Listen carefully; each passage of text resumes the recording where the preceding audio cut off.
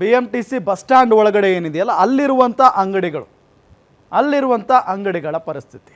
So ಅಲ್ಲಿ ಹೆಂಗಿಟ್ಟಿರ್ತಾರೆ ಅಂತ ಅಂದರೆ BMTC ಬಸ್ಗಳೆಲ್ಲ ಸ್ಪೀಡಾಗಿ ಬರ್ತವೆ, ಧೂಳೆಲ್ಲ ಆ ಬೇಕ್ರಿ ಒಳಗಡೆ ಹೋಗುತ್ತೆ.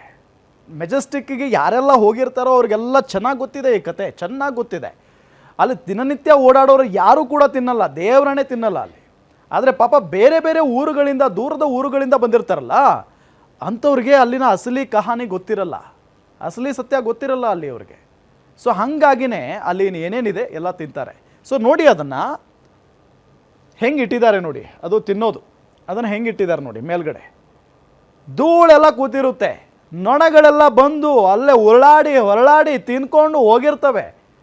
ಸೊ ಅದನ್ನು ಮನುಷ್ಯರು ತಿನ್ನಬೇಕು, ಮನುಷ್ಯರು ತಿಂತಾರೆ ಅದನ್ನು. ಪಾಪ ದುಡ್ಡು ಕೊಟ್ಟು ತಮ್ಮ ಆರೋಗ್ಯನ ಹಾಳು ಮಾಡ್ಕೊಳ್ತಾರೆ. ಸೊ ಇದ್ರ ಬಗ್ಗೆ ಯಾಕೆ ಆರೋಗ್ಯ ಇಲಾಖೆ ಕ್ರಮವನ್ನು ತೆಗೆದುಕೊಳ್ತಾ ಇಲ್ಲ? ಮತ್ತಿದು ಇವತ್ತು ನಿನ್ನೆಯ ಕಥೆಯಲ್ಲ, ಪ್ರತಿನಿತ್ಯ ಇದ್ದಿದ್ದೇ ಇದು. ಇವತ್ತಿನ ಆಹಾರವನ್ನು ನಾಳೆ ತಿನ್ನಬಾರ್ದು ಅಂತ ಹೇಳ್ತಾರೆ, ಆದರೆ ನಾಳೆನೂ ಅದನ್ನೇ ಬಿಸಿ ಮಾಡಿ ಕೊಡ್ತಾರೆ. ನೋಡಿ ನೊಣಗಳು ಹೆಂಗೆ ಓಡಾಡ್ತಾ ಇದ್ದಾವಲ್ಲಿ, ಆ ಕ್ರೀಮ್ ಬಂದು ನೋಡಿ ಅದನ್ನು, ಅಲ್ಲಿ ಧೂಳು ಬಂದು ಕೂರಲ್ವಾ? ಒಂದು ಮನೇಲಿ ಏನಾದರೂ ಒಂದು ವಸ್ತು ಇಟ್ಟರೆ ಆ ಮನೆ ಎಷ್ಟೇ ಕ್ಲೀನ್ ಆಗಿದೆ ಅಂತ ಅಂದರೂ ಕೂಡ ಆ ಮನೇಲಿ ಇಟ್ಟಿರುವಂಥ ಆಹಾರ ಇರುತ್ತಲ್ಲ, ಒಂದು ರೈಸ್ ಆಗಲಿ, ಒಂದು ಸಾಂಬಾರಾಗಲಿ, ಇನ್ನೇನೋ ಆಗಲಿ, ಅದರಲ್ಲೆಲ್ಲ ಧೂಳು ಬಂದು ಬೀಳುತ್ತೆ. ಇದು ಮೆಜೆಸ್ಟಿಕ್ಕು, ಪ್ರತಿನಿತ್ಯ ಬಸ್ಗಳು ಓಡಾಡುವಂಥ ಮೆಜೆಸ್ಟಿಕ್ಕು, ಪ್ರತಿನಿತ್ಯ ಲಕ್ಷಾಂತರ ಜನ ಓಡಾಡುವಂಥ ಮೆಜೆಸ್ಟಿಕ್ ಬಸ್ ಸ್ಟ್ಯಾಂಡ್ ಅದು. ಅಲ್ಲಿ ಓಪನ್ ಆಗಿಡ್ತಾರೆ ತಿನ್ನೋ ಆಹಾರವನ್ನು, ಅದನ್ನು ತಿಂದು ಆರೋಗ್ಯ ಕೆಡಿಸ್ಕೊಳ್ತಾರೆ ಜನ. ಅವ್ರಿಗೆ ಗೊತ್ತೇ ಆಗಲ್ಲ ಪಾಪ ಏನಾಗ್ತಾ ಇದೆ ನಮ್ಮ ದೇಹದಲ್ಲಿ ಅಂತ ಹೇಳಿ, ಅವ್ರಿಗೆ ಗೊತ್ತೇ ಆಗಲ್ಲ. ಏನೋ ಹುಷಾರು ತಪ್ಪಿದೆ ಅಂತ ಹೇಳಿ ಡಾಕ್ಟರ್ ಕಡೆ ಹೋಗ್ತಾರೆ, ಡಾಕ್ಟರ್ ಏನೋ ಒಂದು ಬರೆದು ಕೊಡ್ತಾರೆ, ಆ ಟ್ಯಾಬ್ಲೆಟ್ ತೊಗೊಂಡು ಸುಮ್ಮನೆ ಆಗಿಬಿಡ್ತಾರೆ ಜನ. ಆದರೆ ಇದು ಸ್ಲೋ ಪಾಯ್ಸನ್ ಇದು. ಧೂಳು ಮಾತ್ರ ಅಲ್ಲ, ಈ ವಾಹನಗಳು ಬಿಡ್ತಾವಲ್ಲ ಹೊಗೆ, ಆ ಹೊಗೆನೂ ಕೂಡ ಅದರಲ್ಲಿ ಸೇರಿಕೊಂಡಿರುತ್ತೆ. ಇದರಿಂದ ಅವರ ಆರೋಗ್ಯದ ಮೇಲೆ ಎಷ್ಟರ ಮಟ್ಟಿಗೆ ದುಷ್ಪರಿಣಾಮ ಬೀರ್ತಾ ಇದೆ ಅನ್ನೋದು ಯಾರಿಗೂ ಕೂಡ ಕೇರ್ ಇಲ್ವಾ? ಹಾಗಾದರೆ ಭಾಳ ಪ್ರಮುಖವಾಗಿ BMTC ಅಧಿಕಾರಿಗಳ ಗಮನಕ್ಕೆ ಈ ವಿಚಾರ ಗೊತ್ತಿಲ್ವಾ? ಎಷ್ಟು ಕೇರ್ಲೆಸ್ ಆಗಿ ಅಲ್ಲಿನ ಅಂಗಡಿಯವರು ಈ ಆಹಾರಗಳನ್ನು ಮಾರ್ತಾರೆ, ಈ ಫುಡ್ಡನ್ನು ಮಾರ್ತಾರೆ ಕೇರ್ಲೆಸ್ ಆಗಿ. ಕ್ರೀಮ್ ಬನ್ನು ಬೇರೆ ಬೇರೆ ಏನು ಇಟ್ಟಿದ್ದಾರಲ್ಲ ಎಲ್ಲವೂ ಕೂಡ, ಒಂದು ಎಗ್ ಪಫ್ ಆಗಲಿ ಎಲ್ಲವೂ ಕೂಡ ಮೇಲ್ಗಡೆನೇ ಇಟ್ಟಿರ್ತಾರೆ. ಕೇಳಿದಾಗ ಅದನ್ನು ಬಿಸಿ ಮಾಡಿಕೊಡ್ತಾರೆ ಹೊರತು ಅಲ್ಲಿವರೆಗೂ ಹಾಗೆ ಇರುತ್ತದು. ಒಂದು BMTC ಅಧಿಕಾರಿಗಳು ಏನು ಮಾಡ್ತಾ ಇದ್ದೀರಾ? ಯಾವ ರೀತಿಯಾದಂಥ ಡ್ಯೂಟಿ ಮಾಡ್ತಾ ಇದ್ದೀರಾ ನೀವು? ನಿಮಗೇನು ಅಲ್ಲಿ ಬಾಡಿಗೆ ಕೊಟ್ಟಿದ್ದೀರಾ? ಬಾಡಿಗೆ ಬಂದರೆ ಸಾಕು, ಬಾಡಿಗೆ ಹಣ ಬಂದರೆ ಸಾಕು. ಅದನ್ನು ತಿನ್ನೋರು ಯಾರೋ, ತಿಂದು ಸಾಯೋರು ಯಾರೋ, ನಮಗೆ ಯಾಕೆ ಬೇಕಪ್ಪ? ನಾವು ತಿನ್ನಲ್ಲ, ನಮ್ಮ ಹೆಂಡತಿ ಮಕ್ಕಳು ತಿನ್ನಲ್ಲ, ನಮಗೂ ಅದಕ್ಕೂ ಸಂಬಂಧ ಇಲ್ಲ. ತಿಂಗಳ ಅವರು ದುಡ್ಡು ಎನ್ನಿಸ್ತಾರೆ, ಬಾಡಿಗೆ ಕೊಡ್ತಾರೆ, ಅದನ್ನು ತಗೊಂಡು ಕೊಟ್ಟರೆ ಆಯಿತು, ಮುಗೀತು ನಮ್ಮ ಕೆಲಸ. ಇದು BMTC ಅಧಿಕಾರಿಗಳ ಕತೆ. ಅದಾದ ನಂತರ ಆರೋಗ್ಯ ಇಲಾಖೆ ಏನು ಮಾಡ್ತಾ ಇದೆ?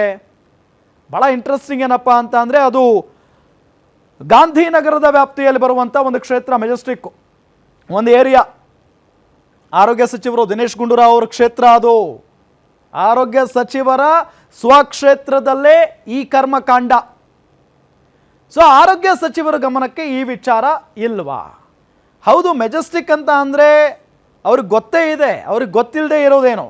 ಇಡೀ ಗಾಂಧಿನಗರದ ಗಲ್ಲಿಯನ್ನು ಕೂಡ ದಿನೇಶ್ ಗುಂಡೂರಾವ್ ತಿರುಗಾಡ್ತಾರೆ.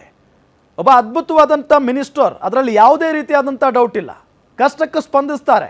ಆದರೆ ಈ ಒಂದು ವಿಚಾರ ದಿನೇಶ್ ಗುಂಡೂರಾವ್ ಅವ್ರ ಗಮನಕ್ಕಿಲ್ವಾ? ದಿನೇಶ್ ಗುಂಡೂರಾವ್ ಅವ್ರ ಗಮನಕ್ಕಿಲ್ವಾ? ಹಾಗಾದರೆ ಇದು ಆಶ್ಚರ್ಯ ಆಗೋಗ್ಬಿಡುತ್ತೆ. ಅಂಥ ಒಬ್ಬ ಉತ್ತಮವಾದಂಥ ಮಿನಿಸ್ಟರ್ ಇದನ್ನು ಸರಿಪಡಿಸೋದಕ್ಕಾಗಿಲ್ಲ ಅಲ್ಲ ಅನ್ನೋದು ಎಲ್ರಿಗೂ ನೋವಿದೆ. ಅವರ ಕ್ಷೇತ್ರದಲ್ಲಿರುವಂಥ ಕರ್ಮಕಾಂಡ ಇದು. ಮೆಜೆಸ್ಟಿಕ್ನಲ್ಲಿ ಎಷ್ಟು ಧೂಳಿರುತ್ತೆ, ಎಷ್ಟು ಹೊಗೆ ಆಡ್ತಾ ಇರುತ್ತೆ ಅವ್ರಿಗೆ ಚೆನ್ನಾಗಿ ಗೊತ್ತಿದೆ. ಪ್ರಯಾಣಿಕರು ತಿಂದು ಅದರಿಂದ ಅವರ ಆರೋಗ್ಯದಲ್ಲಿ ಏರುಪೇರಾಗ್ತಾ ಇದೆ. ಸಹಜವಾಗಿ ಹೆಂಗಾಗ್ಬಿಡುತ್ತೆ ಅಂತ ಅಂದರೆ, ಬೇರೆ ಬೇರೆ ಕಡೆಗೆ ಸುತ್ತು ಬಂದಿದ್ದೀವಿ, ಹಾಗಾಗಿ ಹಿಂಗೆ ಆಗ್ತಾ ಇದೆ ನಮ್ಮ ಆರೋಗ್ಯದಲ್ಲಿ ಏರುಪೇರು ಅಂದ್ಕೊಂಡು ಸುಮ್ಮನೆ ಇರ್ತಾರೆ ಭಾಳಷ್ಟು ಜನ. ಆದರೆ ಅವ್ರಿಗೆ ಗೊತ್ತಿರಲ್ಲ ಇಲ್ಲಿಯ ಆಹಾರವನ್ನು ತಿನ್ಕೊಂಡು ನಮ್ಮ ಆರೋಗ್ಯ ಹದಗೆಟ್ಟು ಹೋಗ್ತಾ ಇದೆ ಅಂತ ಹೇಳಿ. ಸೊ ಹಾಗಾಗಿ ಆದಷ್ಟು ದಿನೇಶ್ ಗುಂಡೂರಾವ್ ಸರ್, ನೀವು ಇದ್ರ ಬಗ್ಗೆ ಕ್ರಮವನ್ನು ತೆಗೆದುಕೊಳ್ಬೇಕು, ನೀವು ಇದರ ಬಗ್ಗೆ ಗಮನವನ್ನು ಹರಿಸಬೇಕು. ನಿಮ್ಮ ಇಲಾಖೆಯ ಅಧಿಕಾರಿಗಳಂತೂ ಕ್ಯಾರೆ ಅನ್ನಲ್ಲ. ಅವರು ನೋಡಿದ್ರೂ ಸುಮ್ಮನೆ ಹೋಗುವಂಥ ಅಧಿಕಾರಿಗಳಿದ್ದಾರೆ ಅಂತ ಕಾಣಿಸುತ್ತಲ್ಲಿ. ಯಾಕೆಂದರೆ ಅವರು ತಿನ್ನಲ್ವಲ್ಲ ಅದಕ್ಕೆ ಅಲ್ಲಿನ ಫುಡ್ನ ಅಲ್ಲಿ ಫುಡ್ನ ತಿನ್ನಲ್ಲ ಅವರು. ಅಲ್ಲಿ ಕ್ರೀಮ್ ಬನ್ ತಿನ್ನಲ್ಲ, ಅಲ್ಲಿ ಒಂದು ಬಿಸ್ಕೆಟ್ ತಿನ್ನಲ್ಲ, ಅಲ್ಲಿ ಒಂದು ನೀರು ಕುಡಿಯಲ್ಲ ಅವರು. ಹಾಗಾಗಿ ಯಾರೋ ಬರ್ತಾರೆ, ತಿಂತಾರೆ, ಹೋಗ್ತಾರೆ, ಅದಕ್ಕೂ ನಮಗೂ ಸಂಬಂಧ ಇಲ್ಲ ಅನ್ನೋ ರೀತಿ ಆರೋಗ್ಯ ಇಲಾಖೆ ಅಧಿಕಾರಿಗಳು ವರ್ತನೆ ಕಂಡು ಬರ್ತಾ ಇದೆ. ಇಲ್ಲಿ ಲಕ್ಷಾಂತರ ಜನ ಪ್ರತಿನಿತ್ಯ ಓಡಾಡುವಂಥ ಜಾಗ ಮೆಜೆಸ್ಟಿಕ್, ಅಲ್ಲೇ ಫುಡ್ ಇನ್ಸ್ಪೆಕ್ಷನ್ ಆಗಲ್ಲ, ಫುಡ್ ಅಧಿಕಾರಿಗಳು ಓಡಾಡಲ್ಲ ಅಂತ ಅಂದರೆ ನಿಜಕ್ಕೂ ಆಶ್ಚರ್ಯ ಆಗುತ್ತೆ. ಬಂದಿದ್ರಾ ಅಂತ ಕೇಳಿದರೆ ಇಲ್ಲ, ಯಾವಾಗಲೂ ಒಮ್ಮೆ ಬರ್ತಾರೆ ಸರ್ ಅಂತ ಹೇಳ್ತಾರೆ ಅಲ್ಲಿನ ಅಂಗಡಿಯವರು. ಯಾವಾಗಲೂ ಒಮ್ಮೆ ಬರ್ತಾರೆ. ನೋಟಿಸ್ ಕೊಟ್ಟಿದ್ರಾ ಅಂತ ಅಂದರೆ ಚಿಚಿ ಇಲ್ಲ ಸರ್, ನೋಟಿಸ್ ಎಲ್ಲ ಕೊಡುವಂಥದ್ದು ಕೆಲಸ ಮಾಡಲ್ಲ ಅಧಿಕಾರಿಗಳು. ಸೊ ಹಿಂಗೆ ಆನ್ಸರ್ ಬರುತ್ತೆ ಅವ್ರನ್ನೆಲ್ಲ ಮಾತನಾಡಿದಂಥ ಸಂದರ್ಭದಲ್ಲಿ. ಸೊ ಇದು ಯಾವ ಕರ್ಮ ರೀ? ಇನ್ನು ಯಾರು ಗ್ಯಾರಂಟಿ ಕೊಡ್ತಾರೆ ಹಾಗಾದರೆ ಜನರಿಗೆ? ಅವರ ಆರೋಗ್ಯದ ಗ್ಯಾರಂಟಿ ಯಾರು ಕೊಡ್ತಾರೆ? ಪ್ರತಿನಿತ್ಯ ಓಡಾಡುವಂಥ ಜನರ ಗೋಳನ್ನು ಕೇಳೋರು ಯಾರೂ ಇಲ್ಲ ಅಲ್ಲಿ.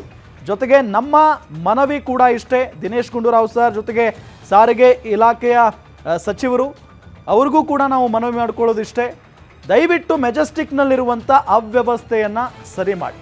ಇದು ಜನರಿಗೆ ತೀರಾ ಸಮಸ್ಯೆ ಉಂಟು ಮಾಡ್ತಾ ಇದೆ. ಜೊತೆಗೆ ಇದು ಸ್ಲೋ ಪಾಯ್ಸನ್, ಇದನ್ನು ನೀವು ಕೂಡ ತಿನ್ನಲ್ಲ.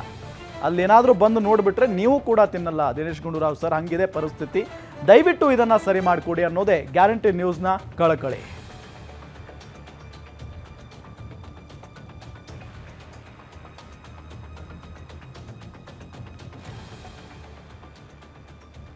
ಸೊ ಇಷ್ಟೆಲ್ಲ ವಿಚಾರವನ್ನು ಗ್ಯಾರಂಟಿ ನ್ಯೂಸ್ ಎಳೆಯಾಗಿ ಬಿಚ್ಚಿಟ್ಟಿದೆ ಮೆಜೆಸ್ಟಿಕ್ನಲ್ಲಿರುವಂಥ ಕರ್ಮಕಾಂಡದ ಬಗ್ಗೆ. ಇನ್ನೂ ಭಾಳಷ್ಟು ಹೇಳ್ತಾ ಹೋದರೆ ಸಿಕ್ಕಾಪಟ್ಟೆ ಇದೆ. ಇದು ಕೇವಲ ಒಂದು ಕಾಲು ಭಾಗ ಅಷ್ಟೇ. ಸೊ ಇದರ ಬಗ್ಗೆ ಸಂಬಂಧಪಟ್ಟಂಥ ಅಧಿಕಾರಿಗಳು ಕ್ರಮ ತೆಗೆದುಕೊಳ್ತಾರ? ಅಲ್ಲಿ ಫುಡ್ ಹೊರಗಡೆ ಇಟ್ಟು ಮಾರ್ತಾ ಇದ್ದಾರಲ್ಲ, ಅವ್ರಿಗೇನಾದರೂ ಫೈನ್ ಹಾಕಿ ಬುದ್ಧಿ ಕಲಿಸ್ತಾರ? ಕಾದು ನೋಡೋಣ ಏನಾಗುತ್ತೆ ಅಂತ ಹೇಳಿ.